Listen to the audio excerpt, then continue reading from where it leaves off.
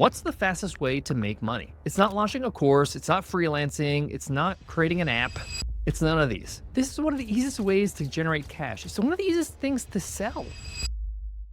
Real quick, if these episodes help you in any way, hit subscribe. It helps us keep bringing you practical business insights 3 times a week for free.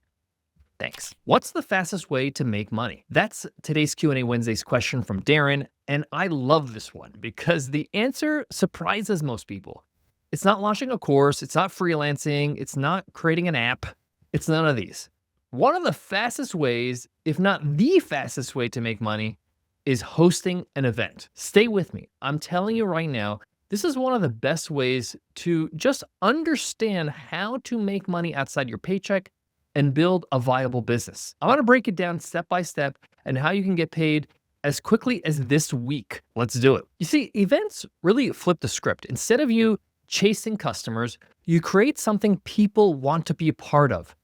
That's the beauty of events. People love to have a good time. We're talking about network mixers, dinners or rooftop parties, meetups, industry roundtables, even destination trips or events that you do overseas or even within your country. You sell tickets first, you collect the money up front, you don't spend $1 until you lock in revenue. It's fun, it's energizing, and it's profitable, and it works fast. I've done dozens of live events here in Sydney, in New York City, in cities that I've been to around the world when I travel.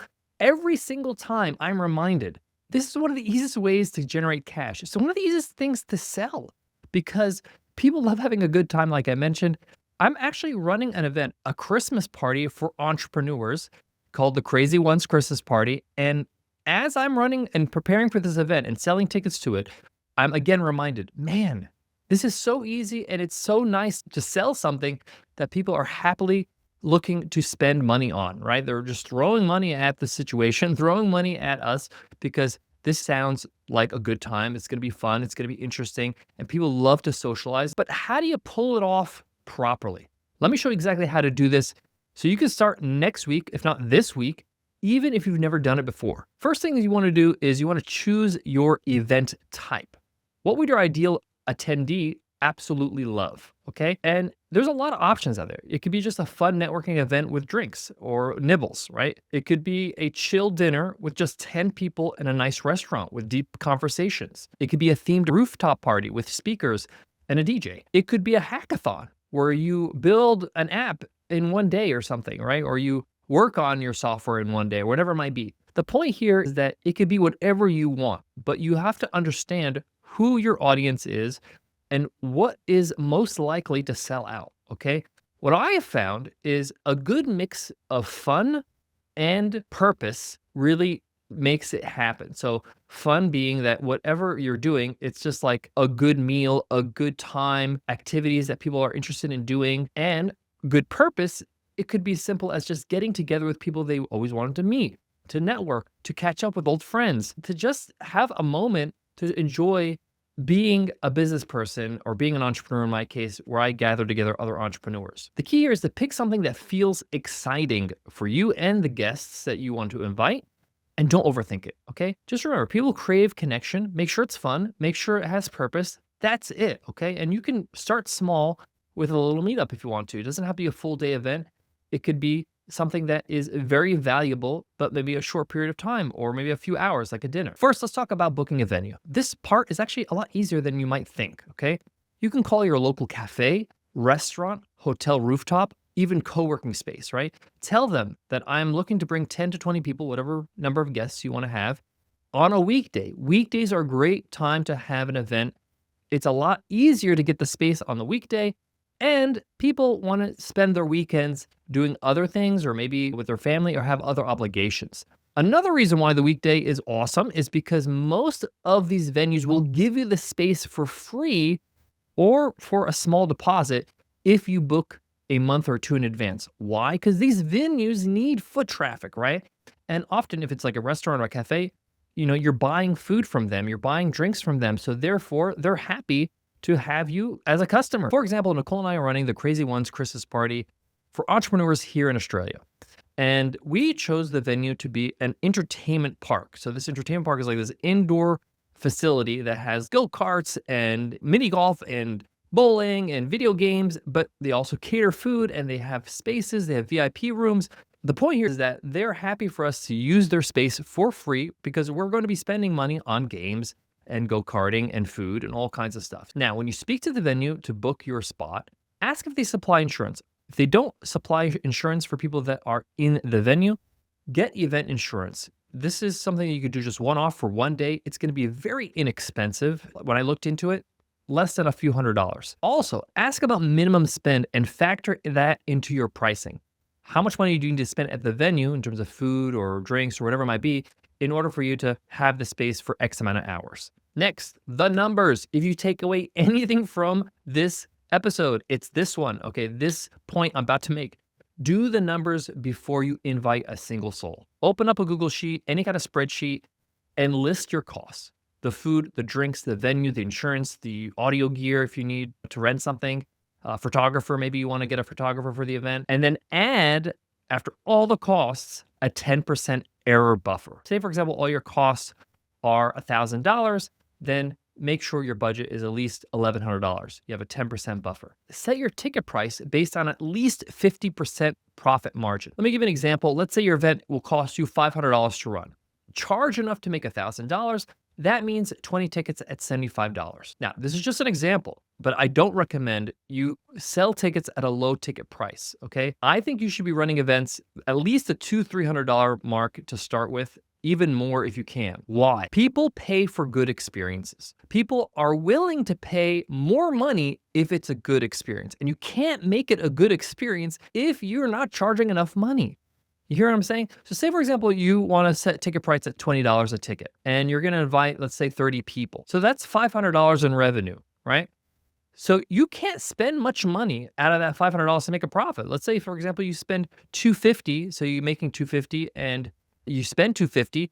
What can you do with $250 for these people, for these 30 people? And remember, a lot of the costs, like the food and the drink, is going to be per person. So we got to make sure we factor that in and make sure that we have enough to make sure this experience is great for them. So if you want to have a great experience, charge a little bit more. And people are willing to pay if you're able to show the value. And you can't show the value if you don't charge more. So my advice is just go a little higher, charge $200, $300, $400 for a ticket. It's worth it if it's going to be like an amazing degustation dinner, for example, and you're going to have maybe some fun little party gifts that they're going to have. And it's a great curation of people, or it's in a beautiful location with a great view and they're going to take pictures and it's going to be an amazing Instagram post. The point here is that you need to be able to charge enough so that you can throw an amazing thing that's easy to sell. So once you figured out the numbers, you're already halfway making money, because if the numbers make sense and you have enough money to make a profit, but also you're charging enough to make a great event, then you have a lucrative offer. And now it's time to collect that cash up front. So how do you do this? How do you actually send an invoice or get money from somebody via email or via direct message? So what I recommend is using Stripe. And the reason why I say use something like Stripe, because Stripe has become very easy to use. Back in the day, it would just be like a developer tool. Now you can create products in Stripe easily and create payment links where they can just go to a page, put their credit card information, even pay via Apple Pay and all that kind of stuff, and go ahead and buy a ticket. And you could charge tax and all that kind of stuff. It's very easy to create invoices in Stripe. Plus, Stripe only charges 2.9% plus 30 cents per transaction, which is very reasonable, much better than 10%. Now, keep in mind that if you're going to have some page describing the event, like a page on your website or a landing page of some sort, you're going to have to do that on your own. Stripe won't do that for you. It's just payments. So if you are able to just create a simple page on your website or with a landing page software, that's super simple. And then you could just email people these invoices or these payment links via Stripe, or you can just create a button on the page and link that payment link to that button. Boom, they can pay for the ticket. Important thing here is that you want to keep it simple. You want to keep it mobile friendly. As soon as someone says, I'm in, you want to send them that link. So I like to run my events via email. So basically what I do is I send an email to the people I want to invite and say, hey, we're doing this event. You're invited. You're one of the cool kids, and we want you to attend. The first thing we do is we send them an RSVP form, which is basically like a Google form, and they fill out the form just to say I'm attending. dietary restrictions, maybe ask a couple questions about who they are, and then that's it. We just fill in the form. Now we know that they want to attend. Once I have that RSVP form filled out in Google Form, we email them an email with the payment link. We just say, hey, thanks for RSVPing. Here's the payment link. Make a payment within 7 days. And that way we're collecting money before we even spend a dime with the venue or with the event itself. You don't need to chase money. You just start collecting it. That's the beauty of events. Now, you got to deliver on your promise. In order for this to be a viable thing that you do over and over, you need to deliver on this event. You need to make sure that this thing shines, that it feels elevated, okay? One of the reasons why it's very easy for Nicole and I to sell tickets to any kind of event is because we have a track record of running great events. Every time we run an event, it's fantastic. They love it. And they just are so happy to get that email when they're invited to the next one. So when you run your first event, you got to make sure you knock it out of the park, even if it means you're going to take a little bit of a profitability hit. Be profitable, but maybe be 60% profitable instead of maybe 90% profitable for the first one, so that you can really over deliver so that you make your life and job easier the next time you run an event. Here are some tips. Send a prep email before the event with what to expect and who's attending. So I like to send an email out to all the attendees, maybe about 2 weeks before the event, just saying, hey, we're excited. This is what's going to happen. Set expectations. Give a schedule. Tell them what they need to bring or pack or do beforehand so they're not surprised.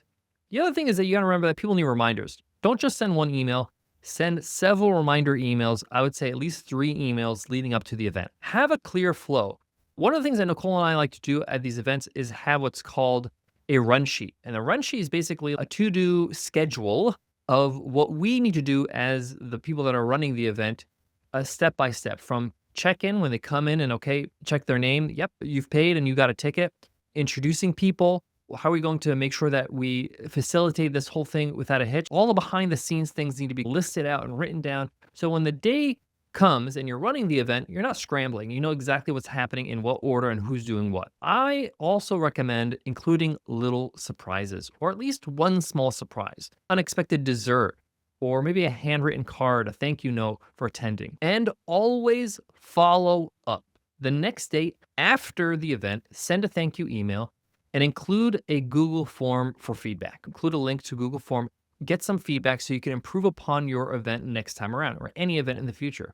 And ask if they'd like to attend the next event or be invited to another one. Another thing we do is we ask them, hey, who do you think would love something like this? And then we just add them to the next guest list. That last step, the thank you, the feedback, and getting referrals, it's how you build reoccurring cash. It's how you can build this events business, really. Now, we don't run events full time. We do it as a side thing to raise money for a charity that we support called Hands Across the Water. Hands Across the Water helps children have a life of choice and not chance by giving them food and education and shelter and safety so that they can have meaningful lives. And we try to raise a certain amount of money every single year. This year, we're trying to raise $10,000, and that's why we're running this event. We're so happy that we've sold enough tickets so that we can hit that milestone and be able to make that donation to Hands Across the Water.